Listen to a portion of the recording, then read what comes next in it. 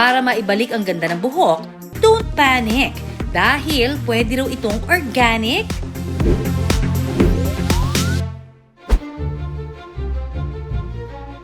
Ang 21 taong gulang na si Kirstel, minsan ang sumakit ang bangs dahil sa kanyang manipis na buhok. Sa sobrang nipis nito, naging tampulan na raw siya ng tukso. Sinasabihan po nila ako na palaging panot yung sa buhok ko, nipis-nipis daw po. Yung buhok ko po yung nagiging insecurity ko. Ang problema, ang simpleng pagnipis ng buhok noon, umabot sa paglalagas nito. Suspetsya niya dahil ito sa mga gamit niyang produkto. Kapag gumagamit po ako ng mga chemical po, naglalagas po yung buhok ko, nagiging buhagag po siya. When we use shampoos or conditioner kasi, nawawala yung lustrous glow ng hair natin. When it comes to mga shampoos and conditioner, so these are artificial kasi na man-made na products. And it's composed of silicone or dimethyl esters na sa totoo lang, it removes po yung natural luster or oil of our hair. Kaya naman, to the rescue sa bad hair day niya, walang iba kundi ang kanyang ina. Ang solusyon, aloe vera.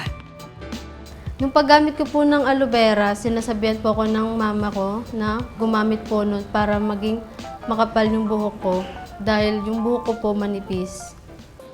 Ayon kay Doc Jen Escalderon, isang aesthetic and age management expert, mas mainam daw ang alagang natural gaya ng aloe vera.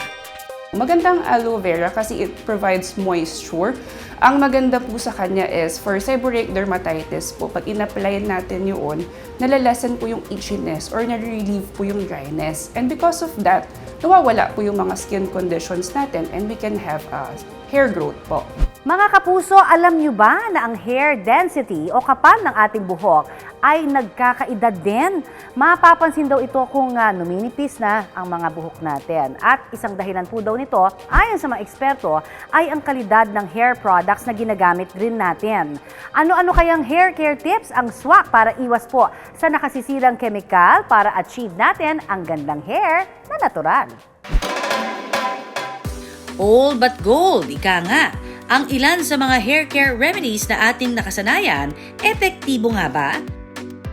For the old hair remedies for hair care, we have a lot of ingredients available at home. Ang pinaka-best natin dito po sa Pilipinas is yung coconut oil. Mainam daw sa buhok ang fatty acids na mayroon ang coconut oil. Yung paggamit ko po ng coconut oil, narinig ko rin po yun, sinabi sa kanilang mama. Dahil yung sa buhok ko po, medyo buhagag po. So, ginamit ko po yun para yung buhok ko po mag-shine. Pinapasok po niya sa hair natin yung sa nutrition, pati po yung sa oil. Pero paalala ni Doc, hinay-hinay lang sa paggamit nito. But we cannot use this every day, no? What we can do is we can use it once a week to help enhance. Parang binibigyan po natin ng hair spa yung buhok po natin. Katulad daw ito ng coconut milk o gata na mataas din sa amino acids. So not necessarily naman na pagkalbo tayo, we apply it and tutubo po yung hair. It's just because of it helps na ma-remove po yung other certain condition. So nakaka-relieve po siya ng psoriasis and nababalik po yung normal growth po ng hair natin. Doc, ang pagligo sa pinagbanlawan ng bigas, effective ba? This one naman for sugar, it can help enhance lang po yung sa luster or yung parang sa health ng hair natin, pero not masyadong beneficial po when it comes to our hair growth. Lumang tugtugin man daw pero tiyak na epektibo. Ano pa nga ba kung di ang paggamit ng itlog? Maganda po yung protein na nanggagaling sa egg kasi na-incorporate po siya sa hair natin and nag-help, nagbabind po yung protein para maging maganda po yung strands po ng hair natin. At para naman sa mga sumubok ng maglagay ng mayonnaise sa kanilang buhok, for mayonnaise kasi, it's a combination of vegetable oil, egg and other stuff po, mga milk, ganyan. So maganda din po siya kasi it's like a natural hair spa sa ating buhok. But make sure na when you're buying mayonnaise for your hair, it has to have at least 65% to 85% of vegetable oil. If less than that, hindi po siya okay.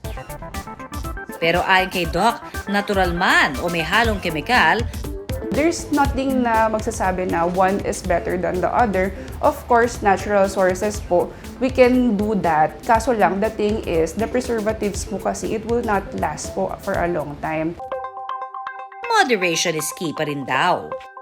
It can also stimulate bad things with our hair. So for example, if you apply mayonnaise po every day, ang nangyayari po is very greasy po yung hair natin. And at the same time, if you are very greasy, there's a tendency for you to have more infection. At ayon pa kay Doc, shampoo every other day para sa good hair day. It's one of the safe way, especially for patients na medyo napapanot or medyo nag-hair fall. It's better that we do it every other day kasi this has harsh chemicals po, not unless your shampoo is preservative-free.